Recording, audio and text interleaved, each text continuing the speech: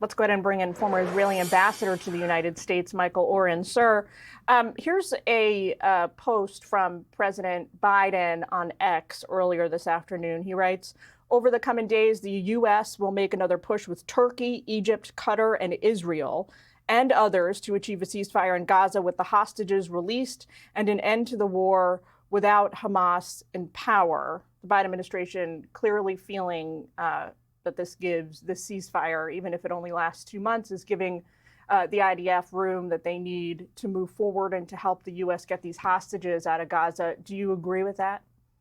Well, good to be with you, Jillian. Well, certainly that's the hope. Hope now that Israel can focus its military might on Gaza, that Hamas will realize that it's alone. It can't rely on Hezbollah anymore, can't rely on Iran, and Hamas will cut a deal. Already Hamas has indicated this morning that it is willing to go back to the negotiating table. That is the hope. But I want to go back to your report from your excellent correspondent, Alice, in Israel. You see that Lebanese are heading back to southern Lebanon in great numbers, but nobody in Israel is heading back to our border. There's a lot of skepticism about this ceasefire and whether it will hold. And many of those Lebanese going back to those villages are actually not innocent civilians. They're members of Hezbollah. Earlier today, they were flying Hezbollah flags. So we're going to have to see whether the ceasefire in Lebanon is real, whether 100,000 Israelis can go back to their homes in the north. So that indeed is the hope. But let's all be very realistic here. This is not peace. There'll be no peace in this region until the United States and the West takes on Iran. And there is a lot of hope to go around, but I think the subsequent and necessary question is there a real chance for this to make a difference? Certainly nobody, sir, is under the illusion that Iran's regime is decoupling itself from support for Hezbollah because they have agreed to a 2-month-long ceasefire, right? Of course not. Iran will move immediately to replenish the arms that Hezbollah has lost, either by firing them at Israel or destroyed by the Israeli forces. Iran just wants to preserve Hezbollah. Hezbollah is the essential link between Tehran and the Mediterranean Ocean. And so it's a small price for Iran to pay. The big question is, are these so-called civilians returning to these villages, are they going to start digging tunnels in their basements that go under the Israeli border? And precisely that is fear, especially that fear that's preventing Israelis from returning their homes this evening.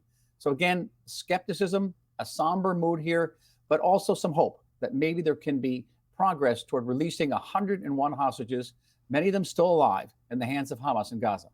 And especially the 7 Americans, 4 of whom at least are believed to still be alive.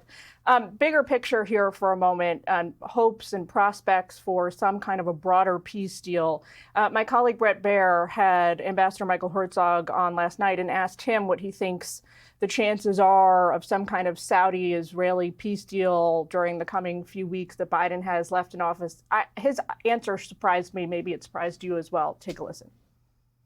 The window for such a deal is still open. The Saudis have some requirements, things that they need politically. A package deal, which includes a defense treaty between the U.S. and Saudi Arabia and normalization deal between Saudi Arabia and Israel, and that requires a majority of 67 senators. If you were to put a number on that, on chances, what would you put it at? I'll be very careful, and but I would say 50-50. 50-50. What do you say to that? Well, he's a great diplomat, my friend Mike Herzog. So I'm no longer an ambassador, so I can say the chances may be a little bit greater. But again, what he was saying was that the Saudis, even though they're not a democracy, they have public opinion, and they're going to have to show their public they're doing something about the Palestinian state. They've said they want Israel to discuss a pathway to a Palestinian state, not the state itself, but the pathway. For me, a pathway is a thing with gravel and flowers. It doesn't really matter to very much. But the Israeli government will have a hard time doing that in its current composition. There will be ministers who will vote against that.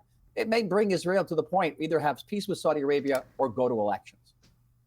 We got to leave it there, Mr. Ambassador, but thank you for taking time with us today. Happy Thanksgiving to you and your family for tomorrow. Thank you. Happy Thanksgiving to you, too. Click here to subscribe to the Fox News YouTube page to catch our hottest interviews and most compelling analysis. You won't get it anywhere else.